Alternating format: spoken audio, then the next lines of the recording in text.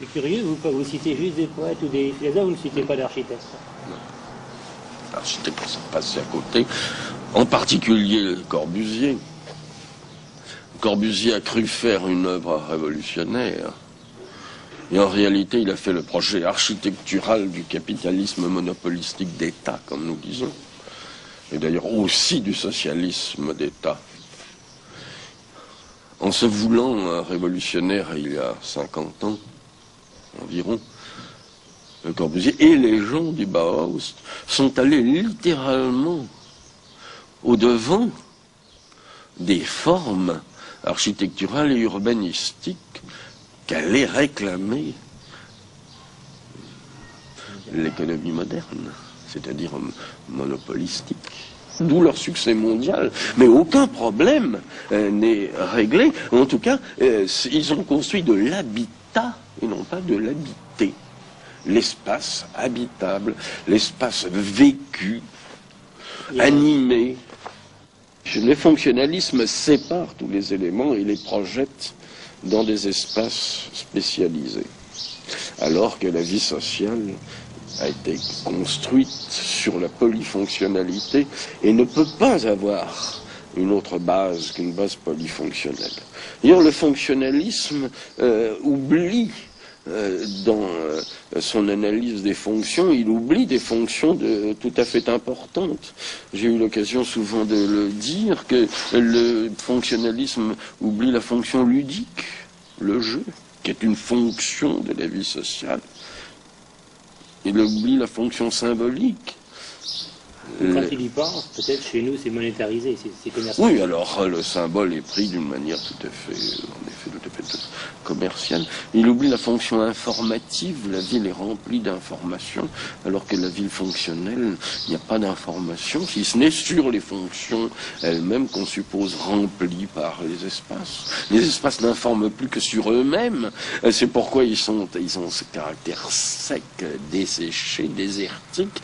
Ils ne disent plus quelque chose que sur eux-mêmes, et ils disent toujours la même chose, dans la mesure où ils disent quelque chose, ces espaces. Ils ne signifient plus que leur insignifiance, ce qui est tout à fait grave.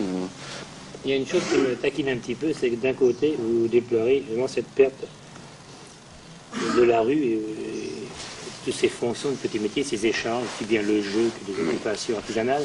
Mais est-ce que l'homme de 1970, l'homme moderne, n'a pas lui-même l'instinct de se retrouver autour de sa télévision et aussitôt après, au week-end, prendre son auto et s'en aller? Est-ce qu'il n'a pas lui-même l'instinct de fuir la rue puis de se recroqueviller? Cet homme, il occupe à sa manière l'espace qu'on lui offre. On lui offre cet espace-là, bien il s'en tire comme il peut.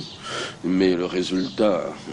Bon, il n'est pas fameux au point de vue esthétique, mais surtout il va arriver à des impasses, et c'est sur les impasses et les blocages que la situation actuelle va trébucher. Mais je crois qu'il suffit d'assez peu de choses quelquefois pour restituer à un espace certains caractères de vie sociale. Par exemple, une des erreurs de Le Corbusier et de son école, c'est la construction sur pilotis. Bon. On a des piliers et des pilotis. En bas, c'est le vide. Et quelquefois, les fonctionnalistes se sont crus très forts lorsqu'ils ont utilisé ces espaces en dessous des immeubles, pour y mettre le hangar à vélo ou bien le lieu pour les voitures d'enfants, etc. Mais ça, c'est une hérésie. Dans les endroits où on a laissé les gens utiliser librement, absolument librement, ces espaces inférieurs sous les pilotis, par exemple, y installer des boutiques, y installer des petits commerces, le coiffeur, ou je sais pas, le marchand de n'importe quelle denrée, bien, ces espaces se sont aussitôt animés. Ils ont retrouvé quelque chose de la polyfonctionnalité ancienne. Les gens utilisent, ils transforment l'espace à leur usage. Ils refont de l'espace une valeur d'usage, tandis que l'urbanisme officiel ou non officiel en fait une valeur d'échange, pour employer un langage qui est celui d'un certain Marx. Une valeur commerciale. Oui, une valeur commerciale, tandis qu'ils en refont une valeur d'usage. On voit le blocage vient de ce que l'espace doit revenir une valeur d'usage, alors que les gens qui y pensent, qu'ils soient administrateurs ou urbanistes, en font une valeur d'échange. Et c'est là une des raisons profondes du blocage. Et qu'est-ce que vous verriez comme possibilité pour retourner justement à ce qu'on a perdu, puis à ce qu'on cherche un peu plus de vie? Comme je vous le disais aussi, je crois qu'il faut changer toutes les idées, toutes les conceptions, mais aussi beaucoup d'éléments de la pratique sociale. C'est cet ensemble de transformations que j'ai appelé révolution urbaine, et qui n'est autre chose que l'entrée dans l'ère urbaine en modifiant les pratiques et les concepts venus de la période industrielle. Je crois que ça va très loin et que ça modifie. J'irais même jusqu'à dire qu'il faut presque réinventer un langage. Que le langage d'un espace approprié n'est pas le langage de l'espace commercialisé. Que le monde de la marchandise qui s'est déployé et qui a tout occupé sous sous protection de l'État et des pouvoirs répressifs, que ça a modelé le langage et qu'il faut presque trouver un autre langage pour parler de tout cela. Il y a une chose dont vous parlez beaucoup, c'est la pseudo-participation.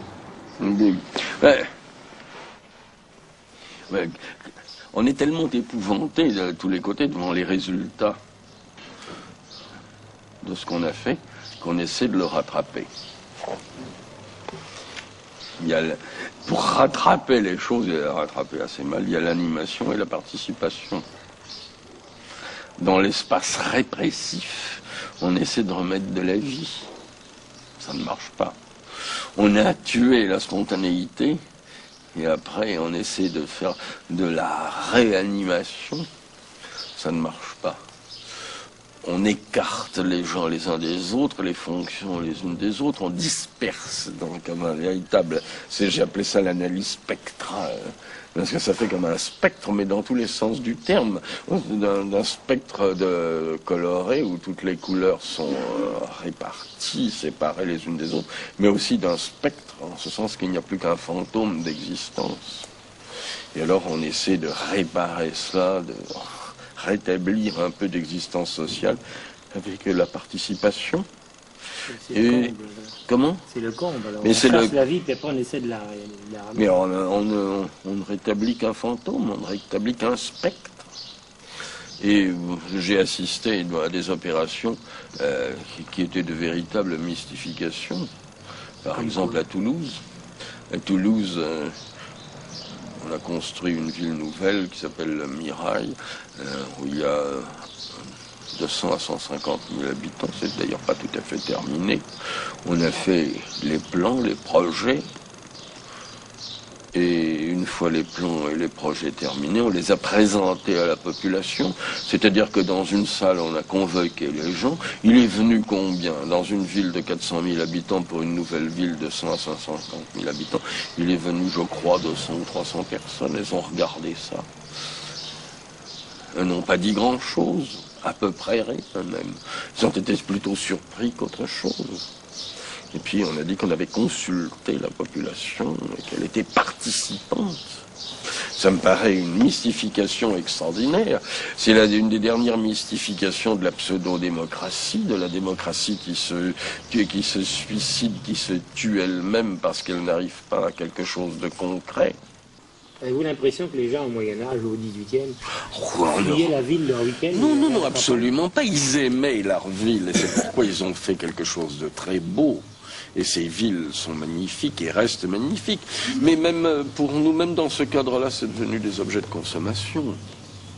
Il faut inventer quelque chose de nouveau. Nous ne pouvons pas nous proposer de vivre comme à Venise ou de vivre comme à Florence. Florence est une ville morte. Venise est une ville empaillée. Paris reste encore vivant, mais on ne peut pas construire d'après le Paris historique. Je ne crois pas que la vie urbaine soit celle d'autrefois. Je crois qu'elle est à inventer, la vie urbaine. Et même les espaces sont à inventer. Quand je dis qu'il faut inventer un espace, produire un espace, je prends ces mots dans un sens extrêmement fort.